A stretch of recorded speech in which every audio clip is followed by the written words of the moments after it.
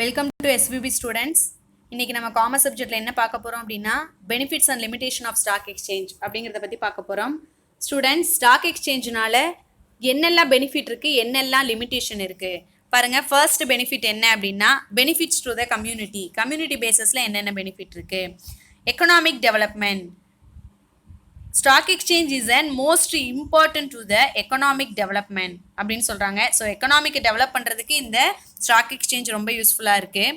Then next topic என்ன அப்படின்னா fund raising platform. So fund raising platform means நிதி திரட்டல் தளம் அப்படின்னு சொல்கிறாங்க.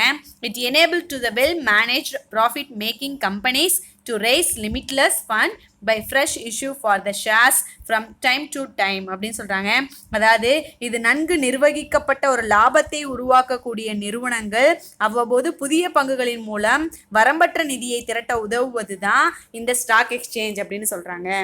தென் நெக்ஸ்ட் பாருங்கள், tools to divert resources.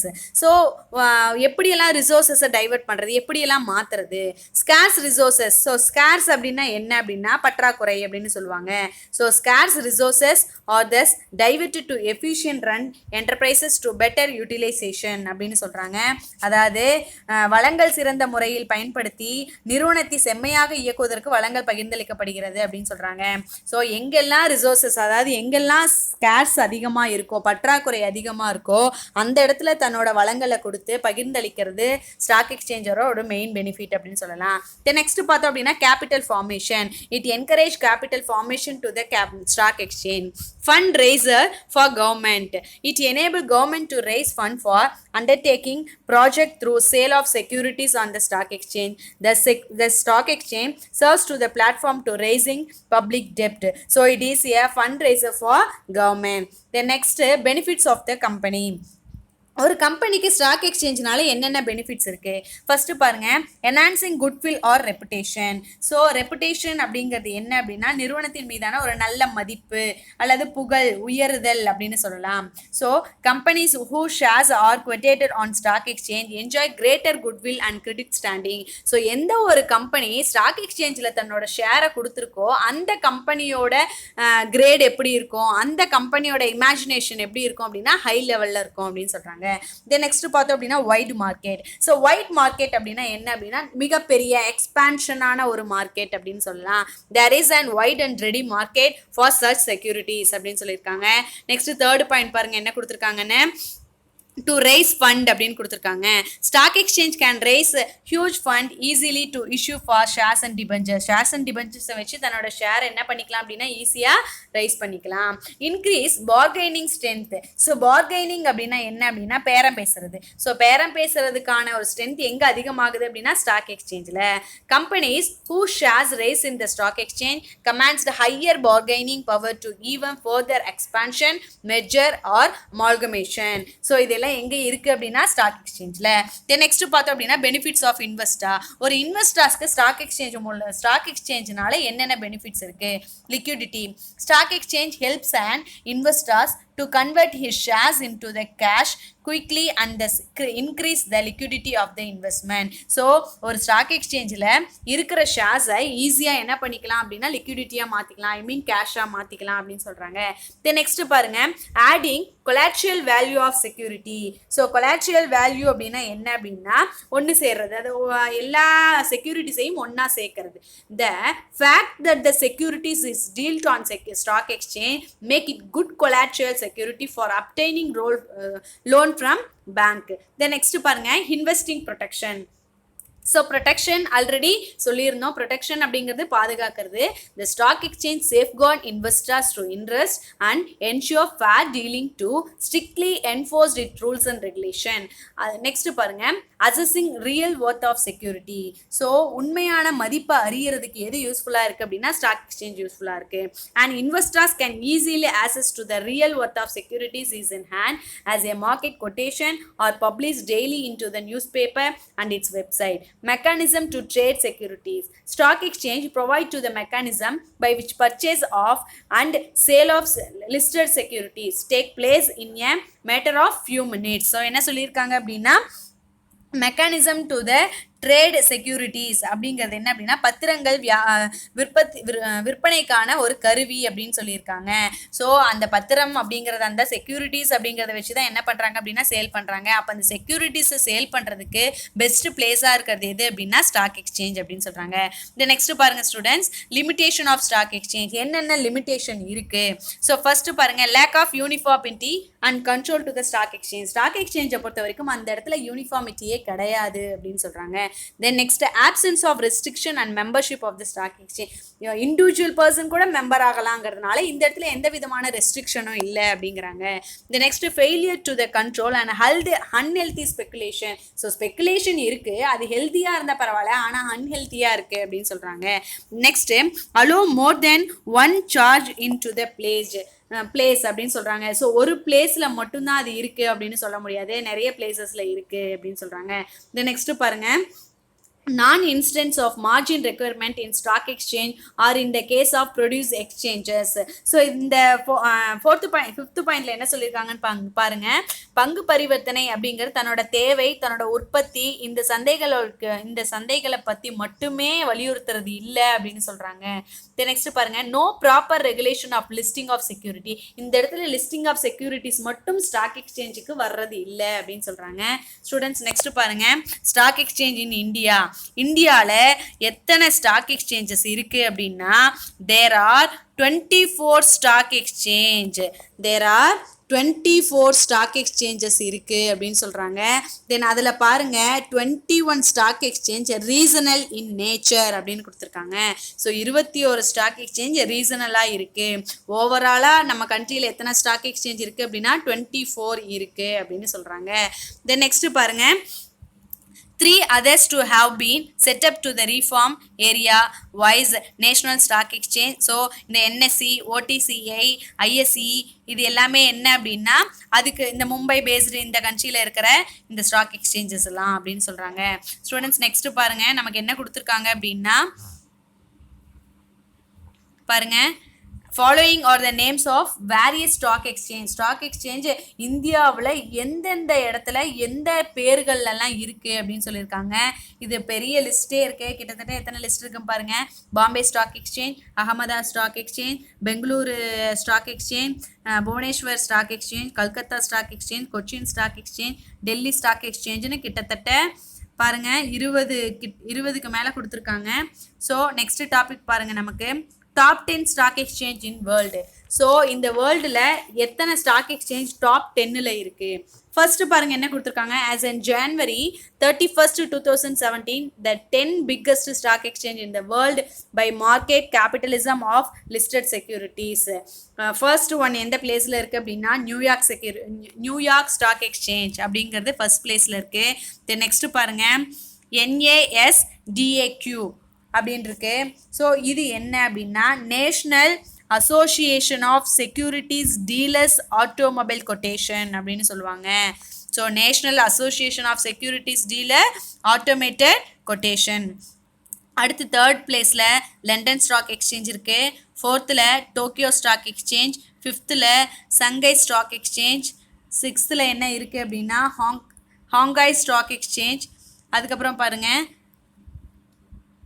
ஹாங்காய் stock எக்ஸ்சேஞ்சுக்கு அப்புறம் சென்சென் பங்குச்சந்தை, அப்புறம் TMX, அதுக்கப்புறம் மும்பை பங்குச்சந்தை, பாம்பே ஸ்டாக் எக்ஸ்சேஞ்ச் அப்படின்னு கிட்டத்தட்ட ஒரு 10 ஸ்டாக் எக்ஸ்சேஞ்ச் வந்து எங்கே இருக்குது, உலகத்திலேயே முதல் 10 பங்குச்சந்தைகள் அப்படின்னு சொல்கிறோம்.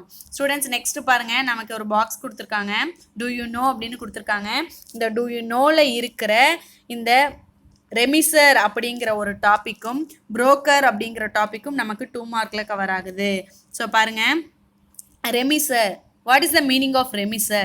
He acts as an agent for the members of a stock exchange. He obtained to the business for his principal, that is the members of get a commission for that services. இவர் செய்கிற வேலைக்கு இவர் என்ன பண்ணிக்குவார் அப்படின்னா கமிஷனை earn பண்ணிக்குவார். The next பாருங்க, authorized clerk.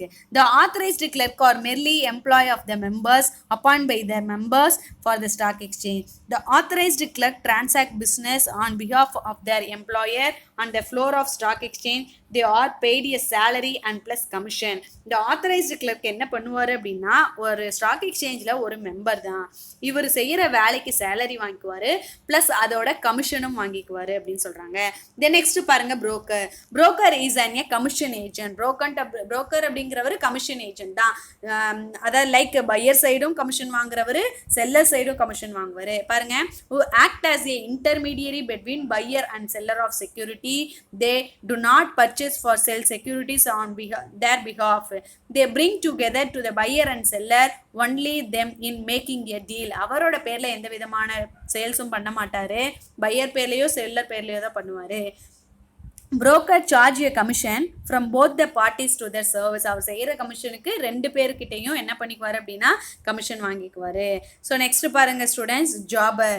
So Jafar அப்படின்னா என்ன அப்படின்னா தன் வணிகர்கள். இவர் என்ன பண்ணுவார் அப்படின்னா தன்னோட பேரில் பாருங்க jobber or securities merchant dealing in shares and debentures is independent operator.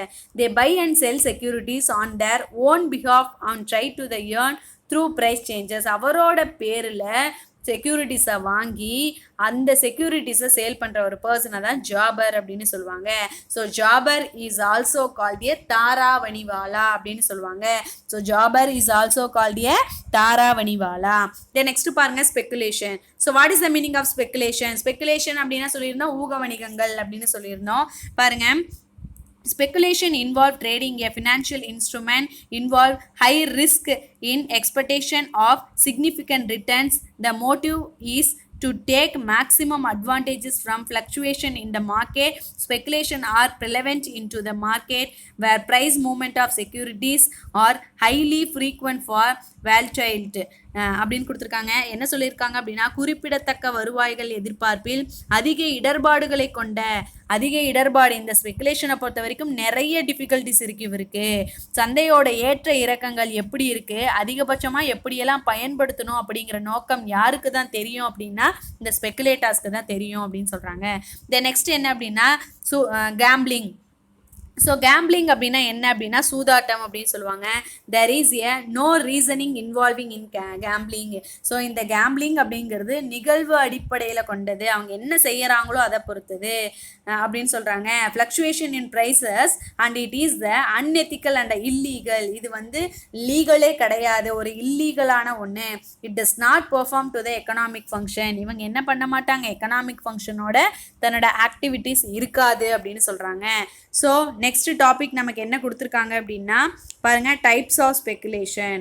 So types of speculation மொத்தம் எத்தனை டைப் இருக்குது அப்படின்னா ஒரு 4 டைப் இருக்குது. ஸோ பாருங்கள், ஃபஸ்ட்டு டாபிக் என்ன கொடுத்துருக்காங்க அப்படின்னா புல் அப்படின்னு கொடுத்துருக்காங்க. ஸோ மேக்ஸிமம் என்ன பண்ணுவாங்க அப்படின்னா டைப்ஸ் ஆஃப் ஸ்பெகுலேஷன் ஒரு அனிமல்ஸோட ஒப்பிட்டு இருப்பாங்க. அந்த ஸ்பெக்குலேட்டரை அனிமல்ஸோட கம்பேர் பண்ணியிருப்பாங்க. எதுக்காக அப்படின்னா இந்த அனிமல்ஸோட பிஹேவியரும் அந்த ஸ்பெக்குலேட்டரோட பிஹேவியரும் கிட்டத்தட்ட சேமாக இருக்கும் அப்படின்னு சொல்கிறாங்க. ஸ்டூடெண்ட்ஸ் அதாவது பாருங்கள், புல் அப்படிங்கிறது என்ன அப்படின்னா காளை மாடு. பாருங்கள், த புல் ஆர் தெஜிவாலா. புல் அப்படிங்கிறவங்கள என்னென்னு சொல்லலாம் அப்படின்னா தெஜிவாலா அப்படின்னு சொல்லலாம். ஸ்டூடெண்ட்ஸ் ஜாபர் அப்படிங்கிறவங்கள என்ன சொல்லலாம்னு பார்த்தோம், Taravaniwala. So bull is also called a Tejiwala is an operator who expect to raise price of securities in future. ஃபியூச்சரில் ப்ரைஸ் ரைஸ் ஆகும் அப்படிங்கிற ஒரு தாட்னால கரண்ட்டில் செக்யூரிட்டிஸை வாங்கி வச்சு ஃபியூச்சரில் ரைஸ் ஆகும்போது விற்கிற ஒரு பர்சனை தான் புல் அப்படின்னு சொல்லுவாங்க. தென் நெக்ஸ்ட் பாருங்கள் என்ன கொடுத்துருக்காங்க, பியர்.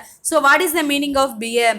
பியர் அப்படிங்கிறவர் யார் அப்படின்னா ஃப்யூச்சரில் ப்ரைஸ் டவுன் ஆயிருமோ அப்படிங்கிற ஒரு பட்சத்தில் இருக்கிற எல்லா செக்யூரிட்டிஸையும் உடனே விற்கிற ஒரு பர்சனை தான் பியர் அப்படின்னு சொல்கிறாங்க. தென் நெக்ஸ்ட் பாருங்கள் stock.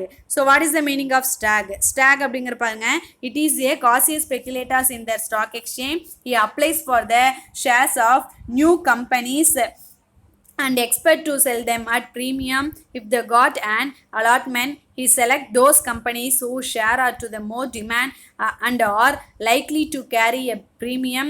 He sell to the share before being called to pay the allot money. He is called premium hunter. அதாவது ஒரு கலைமான், இந்த ஸ்டாக் அப்படிங்கிறத கலைமான் அப்படின்னு சொல்லுவாங்க. இந்த ஊக வணிகர்கள் எப்பயும் எப்படி இருப்பாங்க அப்படின்னா நிறைய முன்னெச்சரிக்கையாக இருக்கிற ஒரு பர்சன் அப்படின்னு சொல்லுவாங்க. அதாவது ஒரு நிறுமத்தோட பங்குகள் முனைமத்தில் விற்கப்படும் அப்படின்னு சொன்ன உடனே என்ன பண்ணுவாங்க அப்படின்னா புதிய விடுப்புகளின் பங்குகளை கோரி விண்ணப்பம் செய்பவர் தங்கள் பங்குகளை ஒதுக்கிடப்பட்டால் அவற்றை முனைமம் பெற்றுக்கொண்டு விற்றுவிடுவார். ஸோ இவங்க என்ன சொல்கிறாங்க, அவங்க பங்கு கொடுக்கும்போதே அந்த முனைமத்தில் விற்கிறாங்க, நியூ எக்ஸிஸ்டிங் கம்பெனி விற்கிறாங்கன்னு சொன்னதுமே என்ன பண்ணுவாங்க, இவங்க போய் முன்னாடி போய் வாங்கி விற்றுருவார். அதுக்கப்புறம் என்ன சொல்கிறாங்க, நிறுமத்தின் பங்கு வெளியீடு பொதுமக்களால் விரும்பப்படுகிறது. இந்த மாதிரியான பங்கு வெளியீடு தான் பொதுமக்கள் அதிகமாக விரும்புகிறாங்க அப்படின்னு சொல்கிறாங்க. ஸோ இந்த ஊக வணிகரை தான் என்ன சொல்லுவாங்க அப்படின்னா முனைம வேட்பாளர், ப்ரீமியம் ஹண்டர் அப்படின்னு சொல்லுவாங்க அப்படின்னு சொல்கிறாங்க. தென் நெக்ஸ்ட் பாருங்கள் lame duck. So what is the meaning of lame duck? Lame duck அப்படின்னா என்ன அப்படின்னா முடவாத்து. தற்போதைய சூழ்நிலையில் அப்படியே முடங்கி கிடக்கிற ஒரு பர்சனை தான் முடவாத்து அப்படின்னு சொல்லுவாங்க. ஸோ பாருங்கள், தற்போதைய தம் நடவடிக்கைகளில் உள்ள இடர்பாடுகளை தீர்ப்பதில் போராடி கொண்டிருக்கின்ற ஒரு கரடி ஊக வணிகரே முடவாத்து அப்படின்னு சொல்கிறாங்க. ஸ்டூடெண்ட்ஸ் லிசன் பண்ணுங்க. when a bear find to the difficult to fulfill his commitment, so அவரோட கமிட்மெண்ட்டை ஃபுல்ஃபில் பண்ண முடியல, he is said to the struggling like a lamduck. So முடியாத ஒரு பட்சத்தில் போராடிட்டு இருக்கிறவரை தான் என்ன சொல்லுவாங்க அப்படின்னா lamduck அப்படின்னு சொல்லுவாங்க. a bear speculator contract to sell securities at a later date. என்ன சொல்கிறாங்க, ஒரு கரடி ஊக வணிகரை தான் முடவாத்து அப்படின்னு சொல்லலாம் அப்படின்னு சொல்கிறாங்க. ஸ்டூடெண்ட்ஸ் பாருங்கள், இன்றைக்கி நம்ம என்ன பார்த்துருக்கோம், இது இன்றைக்கி வரைக்கும் என்ன பார்த்துருக்கோம் அப்படின்னா டைப்ஸ் ஆஃப் ஸ்பெக்குலேட்டர்ஸ் வரைக்கும் பார்த்துருக்கோம். நாளைக்கு ஸ்டாக் எக்ஸ்சேஞ்சுக்கும் கமாடிட்டி எக்ஸ்சேஞ்சுக்கும் என்ன டிஃப்ரென்ஸ் அப்படின்னு பார்க்கலாம். Thank you students.